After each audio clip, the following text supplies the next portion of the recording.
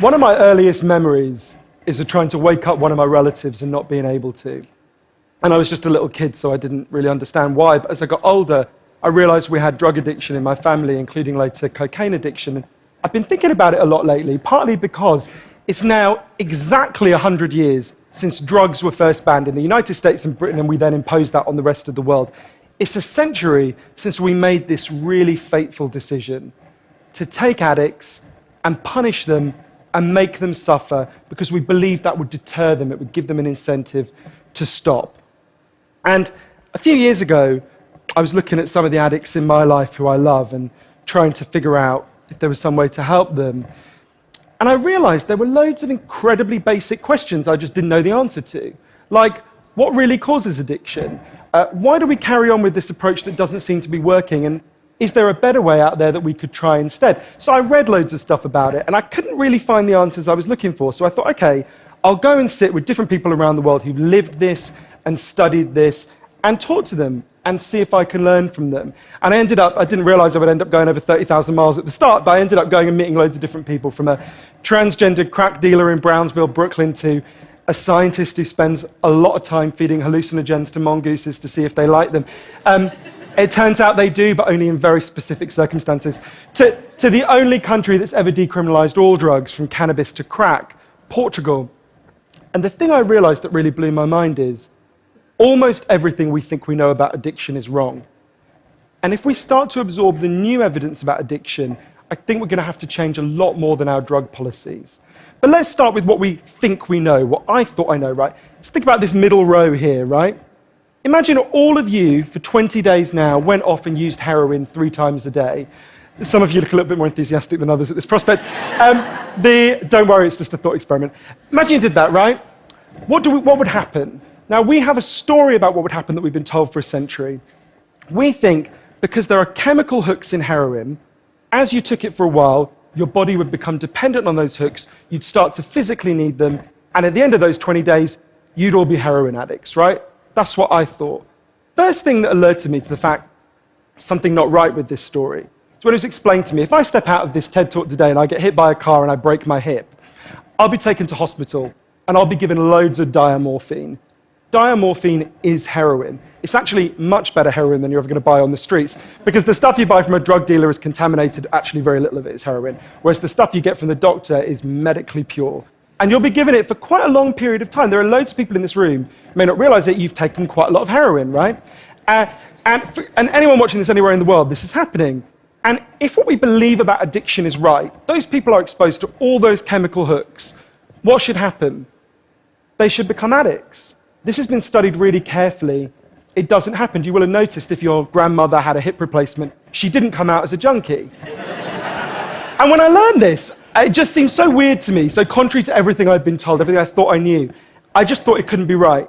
Until I went and met a man called Bruce Alexander, who's a professor of psychology in Vancouver, who carried out an incredible experiment that I think really helps us to understand this issue. Professor Alexander explained to me, the idea of addiction we've all got in our heads, that story, comes partly from a series of experiments that were done earlier in the 20th century. They're really simple experiments. You can do them tonight when you go home if you feel a little bit sadistic.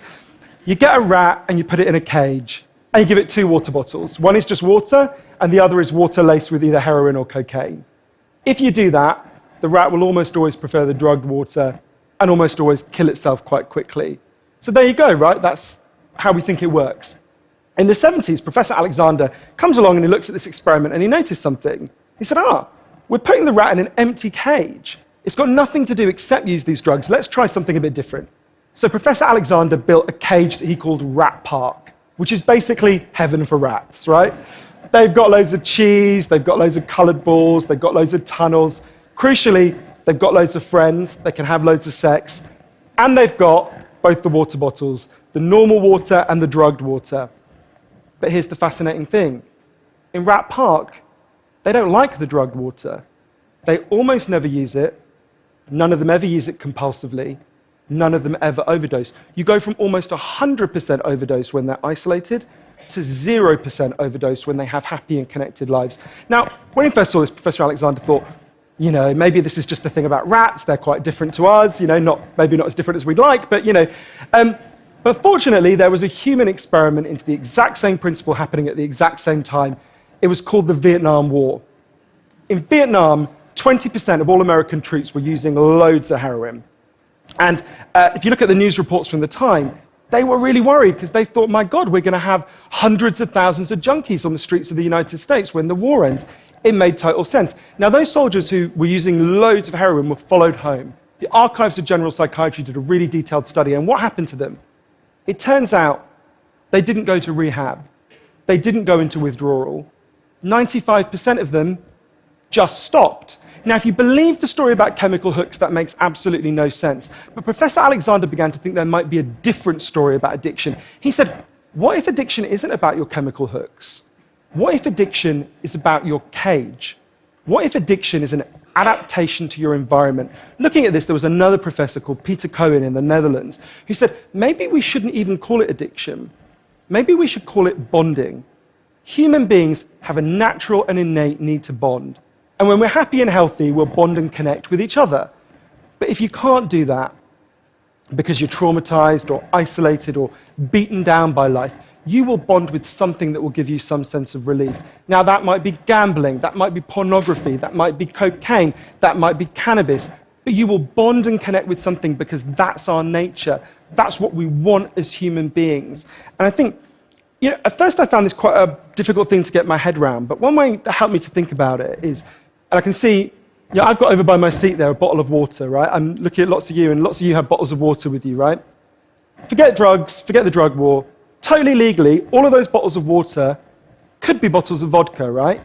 We could all be getting drunk, I might after this. But we're not, right? Now, because you've been able to afford the approximately £1 gazillion that it costs to get into a TED Talk, I'm guessing you guys could afford to be drinking vodka for the next 6 months. You wouldn't end up homeless. You're not going to do that.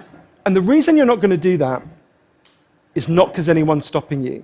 It's because you've got bonds and connections that you want to be present for. You've got work you love. You've got people you love. You've got healthy relationships. And a core part of addiction, I came to think, and I believe the evidence suggests, is about not being able to bear to be present in your life. Now, this has really significant implications. The most obvious implications are for the war on drugs, right? In Arizona, I went out with a group of women who were made to wear T-shirts saying I was a drug addict and go out on chain gangs and dig graves while members of the public could jeer at them. And when those women get out of prison, they're going to have criminal records that mean they'll never work in the legal economy again. Now, that's a very extreme example, obviously, in the case of the chain gang, but actually almost everywhere in the world we treat addicts to some degree like that. We punish them, we shame them, we give them criminal records, we put barriers between them reconnecting. There was a doctor in Canada, Dr. Gabor Mate, an amazing man, who said to me, if you wanted to design a system that would make addiction worse, you would design that system. Now, there's a place that decided to do the exact opposite, and I went there to see how it worked. In the year 2000, Portugal had one of the worst drug problems in Europe. 1% of the population was addicted to heroin, which is kind of mind-blowing. And every year, they tried the American way more and more. They punished people and stigmatized them and shamed them more. And every year, the problem got worse. And one day, the Prime Minister and the leader of the opposition got together and basically said, look, we can't go on with a country where we're having ever more people becoming heroin addicts. Let's set up a panel of scientists and doctors to figure out what would genuinely solve the problem. And they set up a panel led by an amazing man called Dr. João Goulão to look at all this new evidence. And they came back and they said, decriminalize all drugs, from cannabis to crack. But, and this is the crucial next step, take all the money we used to spend on cutting addicts off, on disconnecting them, and spend it instead on reconnecting them with the society. And that's not, essentially, that's not really what we think of. What they did wasn't really what we think of as drug treatment in the United States and Britain. So they do residential rehab, they do psychological therapy that does have some value. But the biggest thing they did was the complete opposite of what we do. A massive program of job creation for addicts and microloans for addicts to set up small businesses. So say you used to be a mechanic. When you're ready, they go to a garage and they'll say, if you employ this guy for a year, we'll pay half his wages. The goal was to make sure that every addict in Portugal had something to get out of bed for in the morning. And when I went and met the addicts in Portugal, it's fascinating. What they said is, as they rediscovered purpose, they rediscovered bonds and relationships with the wider society. It'll be 15 years this year since that experiment began, and the results are in. injecting drug use is down in Portugal, according to the British Journal of Criminology, by 50%, 50%. Overdose is massively down. HIV is massively down among addicts. Addiction in every study is significantly down. One of the ways you know it's worked so well is that almost nobody in Portugal wants to go back to the old system. Now, that's the kind of political implications. I actually think there's a layer of implications to all this research below that. You know, we live in a culture where people feel really increasingly vulnerable to all sorts of addictions, whether it's to their smartphones or to shopping or to eating. You know, before these talks began, you guys know this, that we were told we weren't allowed to have our smartphones on. And I have to say, a lot of you looked an awful lot like addicts who were being told their dealer was going to be unavailable for the next couple of hours. And, you know, a lot of us feel like that. And it might sound weird to say, oh, you know, I've been talking about how disconnection is a major driver of addiction. But weird to say it's growing because you think, well, we're the most connected society there's ever been, surely. But I increasingly began to think that the connections we think we have, are like a kind of parody of human connection. If you have a crisis in your life, you'll notice something. It won't be your Twitter followers who come to sit with you. It won't be your Facebook friends who help you turn it round. It'll be your flesh and blood friends who you have deep and nuanced and textured face-to-face relationships with.